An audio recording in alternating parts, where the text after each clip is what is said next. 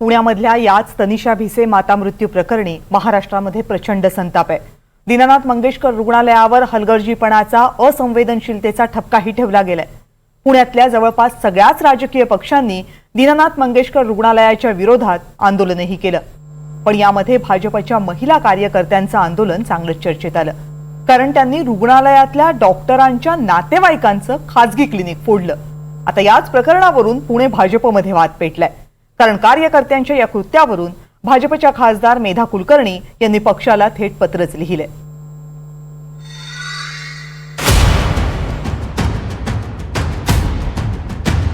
तनिषा भिसे यांच्या मृत्यूला कारणीभूत असल्याचा आरोप करून भाजपच्या कार्यकर्त्यांनी जो शुक्रवारी धुडगूस घातला, त्यावरून भाजपमध्ये सुरू झालंय कोल्ड वॉर।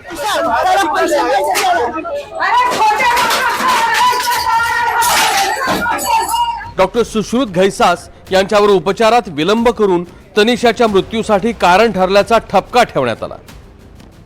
घैसास हे दीनानाथ मंगेशकर रुग्णालयाच्या पॅनलवर आहेत, पण आंदोलकांनी थेट त्यांच्या वडिलांच्या रुग्णालयाची तोडफोड केली, ज्यांचा या प्रकरणाशी काडी मात्र संबंध नव्हता। आणि त्यामुळेच भाजपच्या खासदार मेधा कुलकर्णी प्रचंड नाराज झाल्या। त्याने एक पत्रक काढलं आणि भाजपच्या शहर अध्यक्षांची खरडपट्टी काढली। मेधाताई म्हणाल्या, दीनानाथ मंगेशकर रुग्णालयाचा किती दोष आहे याची माहिती करून न घेता भाजपच्या महिला मोर्चाच्या सदस्यांनी उन्मादात जे वर्तन केलं त्याबाबत सर्वसामान्यांमध्ये प्रचंड रोष आहे। डॉक्टर सुश्रुत घैसास यांच्या वडिलांच्या क्लिनिकमध्ये तोडफोड करणं हे भाजपच्या पुणे महिला मोर्चाच्या अध्यक्षा हर्षदा फरांदे आणि इतर पदाधिकाऱ्यांना निश्चितच शोभलं नाही। आंदोलन करण्याच्या सभ्य पद्धती आहेत, ज्याचा अवलंब करणं विचारधारेला धरून ठरेल असं मला वाटतं। कुठल्या तरी सोम्या गोम्या अर्ध्या हळकुंडानं पिवळ्या झालेल्या कार्यकर्त्यांनी कायदा हातात घेऊन करण्याचं काम नाही।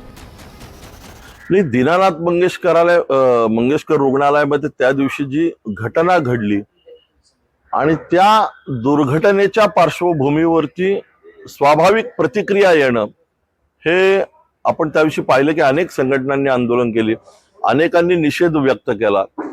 या संदर्भात महिला मोर्चा, पुण्याचा महिला मोर्चा त्या ठिकाणी जाऊन आंदोलन करणं आणि त्याच्यावरती प्रतिक्रिया येणं, हे मला असं वाटतं की स्वाभाविक आहे, त्याच्यात काही गैर नाही। कारण एका महिलेचा त्याच्यामध्ये मृत्यू झालाय, एका महिलेच्या संदर्भात ही दुर्घटना घडली। त्यामुळे महिलांचं नेतृत्व करणाऱ्या आमच्या महिला मोर्चाच्या अध्यक्षा हर्षदाताई फरांदे आणि त्यांच्या सर्वच टीमनी जे आंदोलन केलं असेल त्यात काही चुकीचं असायचं कारण नाही। राज्याचे मुख्यमंत्री आदरणीय देवेंद्रजी फडणवीस यांनी या विषयामध्ये योग्य प्रतिक्रिया त्या दिवशी दिलेली आहे। मी सुद्धा दीनानाथ मंगेशकर रुग्णालयाच्या प्रशासनाशी या संदर्भात बोललो, त्यांची भूमिका, त्यांची बाजू ऐकून घेतली। दीनानाथ मंगेशकर रुग्णालय हे पुण्यातलं एक खूप मोठं आणि नावलौकिक असणारं रुग्णालय आहे। अनेक चांगली कामं, रुग्णांना सुविधा देणं हे ते गेले अनेक वर्ष करतात। पण ह्या दुर्घटनेच्या पार्श्वभूमीवरती या संघटनांनी आंदोलनं केली आणि महिला मोर्चा सुद्धा त्या दिवशी त्या ठिकाणी येऊन त्यांनी या विषयावरती रिॲक्ट झालं। मला असं वाटतं की हे स्वाभाविक आहे। खासदार मेधा कुलकर्णी यांनी पहिल्या दिवसापासूनच मंगेशकर रुग्णालयाची बाजू लावून धरली होती।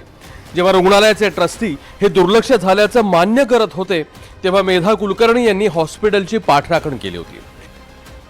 रुग्णालयाचे ट्रस्टी तेव्हा म्हणाले होते, रुग्णाच्या नातेवाईकांना जमेल तेवढे पैसे भरा असं सांगितलं, पण ते न सांगता निघून गेले।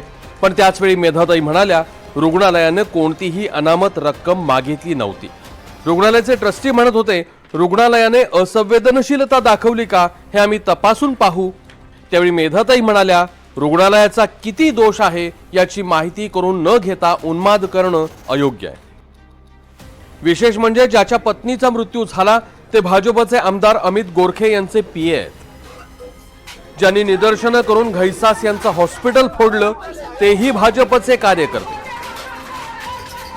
आणि त्याच कार्यकर्त्यांचे कान पिळणारे आहेत भाजपच्याच खासदार। त्यामुळे दीनानाथ मंगेशकर रुग्णालयाच्या मुद्द्यावरून पुणे भाजपमधला विसंवाद चव्हाट्यावर आलाय। राहुल कुलकर्णी, NDTV मराठी, पुणे।